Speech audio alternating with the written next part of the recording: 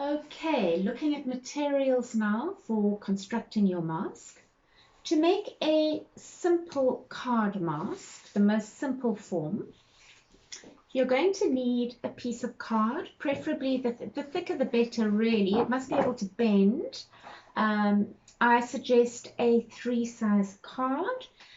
You may want to choose a black card, which is a very dramatic background to put oil pastel on top or to stick metallic papers on. You can have an earthy brown card, or you could have a plain white card if you want to paint on it. Now, painting on it requires that you may want some tempera paint or acrylic paint. Alternatively, you can just use food coloring, small bottles of food coloring watered down, and oil pastels. So you don't need a lot of expensive materials. It just depends how much you've got available and what you can get hold of. So think carefully about the foundation of your mask and how you would like it to be. You're also going to need some extra pieces of paper or card, and these are going to be used to make ears or horns or whatever you want sticking out from the side of the actual mask. So I'd even go so far as to say 2 or even 3 pieces of card per person if they're going to include other things at the edges. You might want to use a punch to make holes in the side as you're going to be tying the masks to the head, and you're going to need some kind of string or cord or something to use to tie the mask. Something that is very useful to stick the pieces that you're going to embellish or adorn the mask with is masking tape. So if you could get hold of some masking tape, that would be great. For certain thicker things, you may want to use a stapler, very useful. And for very heavy items that you want to glue onto your mask, you may want to find a strong wood glue or the no more nails that I suggested in one of my previous videos. Or you may even want to get hold of a glue gun.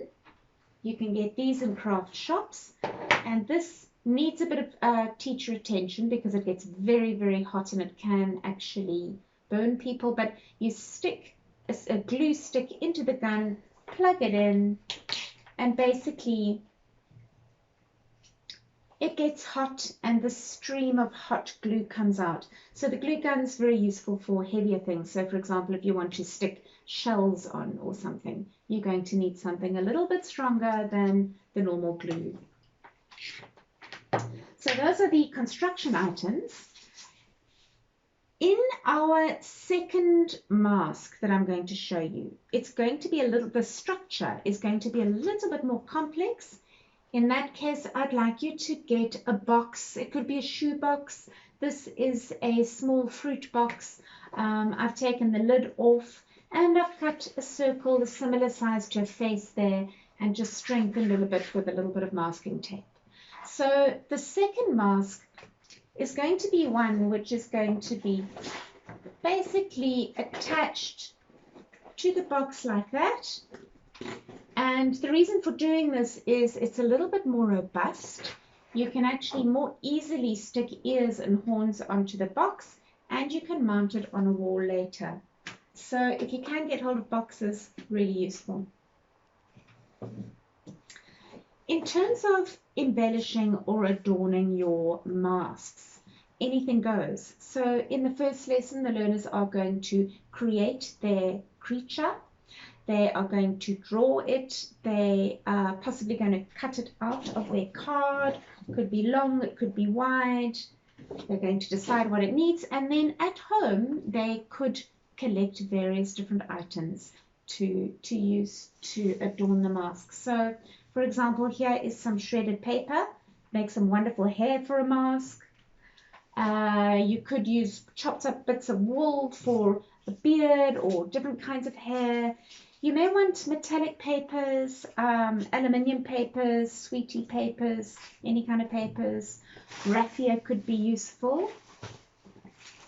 Any feathers, these happen to be small guinea fowl feathers, but you might have bigger feathers that you might want sticking out from the top of your mask. Oil pastels are very useful to integrate all the different parts of your mask and to create outlines. And then if you could just bring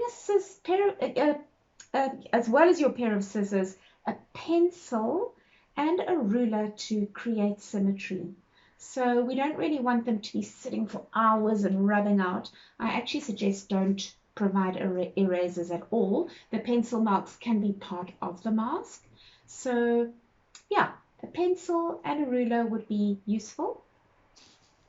I think that's it. So have fun, gather your things together, and we'll return here to start working on our masks in the next video. Thank you.